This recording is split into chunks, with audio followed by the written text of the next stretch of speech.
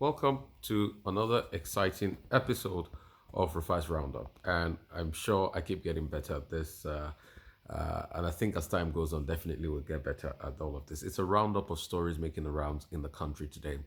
And this is another fresh episode. And thank you so much, guys, for all the love. And I apologize that in the last video we couldn't get feedbacks because I mistakenly put it because I want kids to be able to watch. So YouTube didn't give us the chance to be able to comment. But I'm going to put it in such a way that everybody can comment and jump on the stories.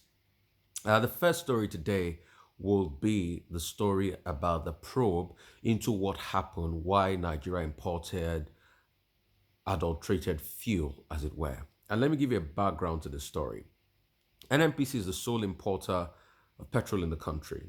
Formerly, independent marketers used to do the work, but after all the subsidy gamut we had a couple of years back, NNPC became the sole importer because a lot of people said independent marketers were making, lots of sharp practices and they're putting all sorts of subsidy claims which were fraudulent and they were not bringing petrol in. So now NNPC does it, but NNPC does that work in conjunction with some contractors.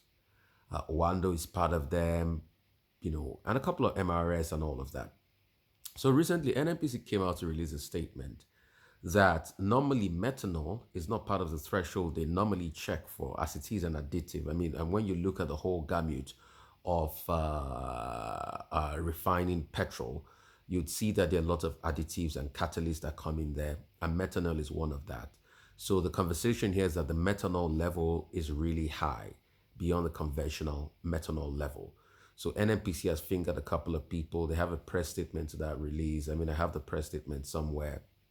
And they fingered a couple of companies and the vessels that brought them in. I'll see if I can quickly take that press statement and just read it out, for you exclusively and about the vessels that brought all of that in. And please do well to like and share this video. So there was a press conference. NNPC said we wish to update our customers and the public on the efforts by NNPC, and other stakeholders to resolve the issues generated by unfortunate supply and discharge of methanol blended gasoline. Investigation revealed the presence of methanol in 4 PMS cargoes imported by the following DSDP suppliers: MRS, MT Bull Pioneer, that's the name of the vessel; Emadi Hyde and Malikia Britannia U Consortium; MT Tom Hilde, that's the name of the vessel; Wando, MT Elka Apollon, and Duke Oil, MT North Guinea. And the loading port was at Litsko Terminal in Antwerp in Belgium. The NNPC quality inspectors, including GMO, SGS, Geochem, conducted tests before the discharge and showed that the gasoline met Nigerian specification. As a standard practice for all PMS import into Nigeria, cargoes were certified by inspection and ported for mainstream regulation. It's important to note that the usual inspection protocol employed in both the load port and our discharge port does not include the test for percentage methanol content. Therefore, the additive was not detected. All defaulting suppliers will have been put on notice for the remedial action, blah, blah, blah. And they're saying they're going to bring more fuel in. So that's the story. But MRS has come to deny that report and debunk that report today. There are reactions for MRS in the papers today. But apart from that, another conversation I want to have is this. And I think NNPC should come out and really tell Nigerians what we're dealing with here. The Guardian wrote a report a couple of days, the Guardian in UK. Anyway, you might say, okay, UK media has been biased and all of that, and blah, blah, blah. But the Guardian did write a report a couple of days ago and talked about the fact that the petrol that comes into Nigeria that we import is about the dirtiest in the world. There have been surveys of increase in particulate matter in our atmosphere because of the emission from this petrol. In fact, it is said that the petrol we import is dirtier than the one we produce in our illegal refineries here. The question I also like to ask NNPC, apart from this methanol problem, is that what is the octane rating of the petrol we bring into Nigeria? And it's really very important we ask that question so we know what we're dealing with. Octane rating normally for super, there are different classifications. There's super, there's regular, and all of that. At least it should be in the high 80s into the high 90s. That's a threshold for good petrol. What is the quality of that, and how does it affect our environment? I think it's another conversation we should put to the table in all of this.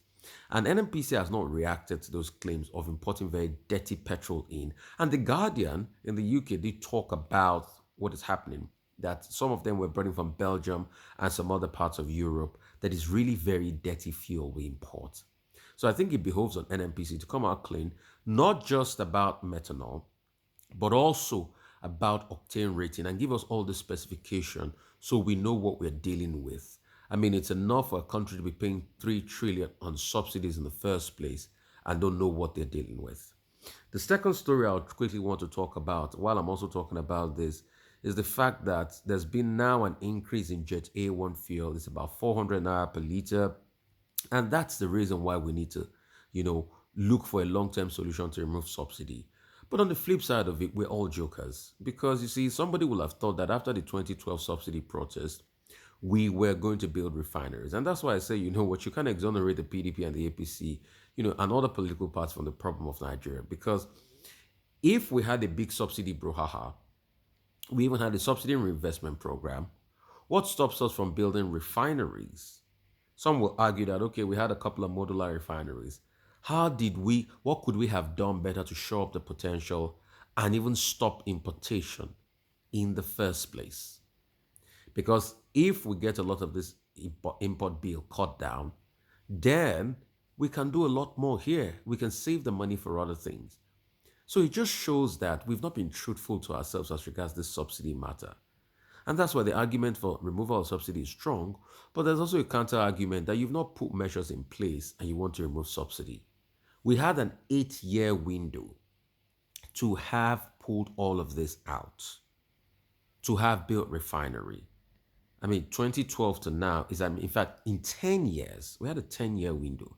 And when you dial back historically, the conversation about subsidy, on the front page of This Week in 1987, there was talk about subsidy. So we've been talking about refineries, rehabilitating a refinery for well over 30 years now. And nothing has been done. And year in, year out, we still pump billions of naira into our refineries. Salaries are still being paid. People still go out there to work, because I know people that work in Warri Refinery. But no product comes out of it. So we should ask ourselves genuinely as a people and as a nation, what do we truly want? Do we want to do the best for ourselves and the best for our generation?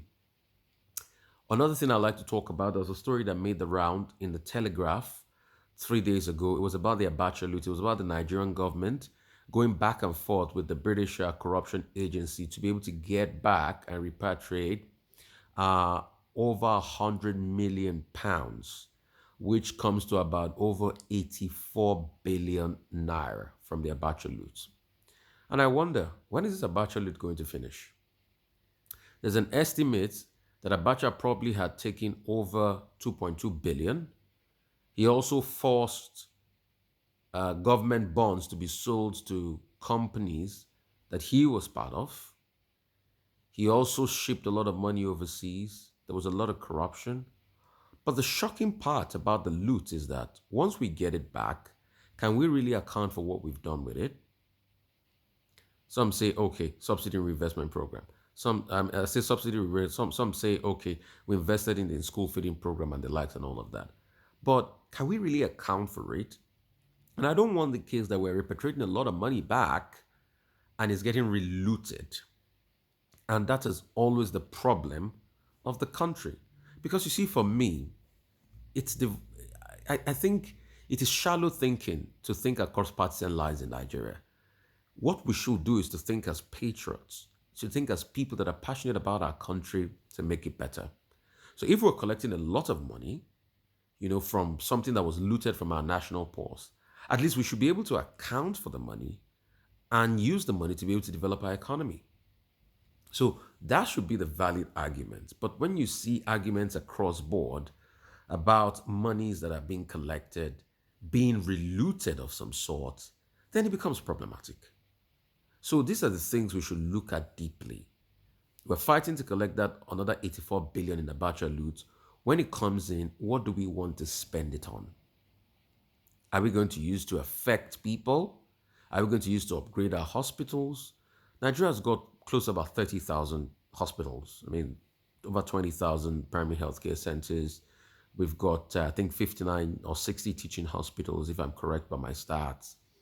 And FMCs, Federal Medical Centers, you've got at least one in every state, which are supposed to be centers of excellence. But can we truly say that those federal medical centers are centers of excellence? And the healthcare system in Nigeria still needs a lot more upgrade. For a population of over 200 million at least, Nigeria still needs over 350,000 beds. And that's why you see that a lot of private investment is coming into the healthcare sector. People are coming in from overseas to set up hospitals and hospital bed and all of that. But the question is it within the reach of the poor? No, because those people have to do businesses. So how can we have layers of healthcare in Nigeria? Yeah, those one can cater to the rich, but government provided healthcare that caters to the poor. How can we have layers of that? I once read a report recently in The Guardian in the UK that was talking about a government hospital in the Fakojai, where they were using candles to do surgery. And I have seen that, government hospitals where they have surgery with at least, okay, those ones they even put on generator, but people die in the middle of surgery because the generator will not come on. And those are the things we can invest in on the localized level to be able to make more investment. I know we might not have the big budget like, the NHS in England and the likes, but with the little one we can do, we can address those illnesses at least, and also use hygiene, preventative medicine, remove malaria completely by cleaning our surroundings and all of that, because that's major ones. And for deeper illnesses, have centers of excellence, that people will not be overburdened and that can provide quality healthcare for a lot of people. So these are the two stories I wanted to share today. Once you get this, share them. Thank you so much. Keep getting feedbacks. We can only get better on this, but I really want this to continue, and I want this to be a movement to impact a lot of people, where I get to share a lot of ideas, that I might not get the chance to share while I'm live on television. Thank you.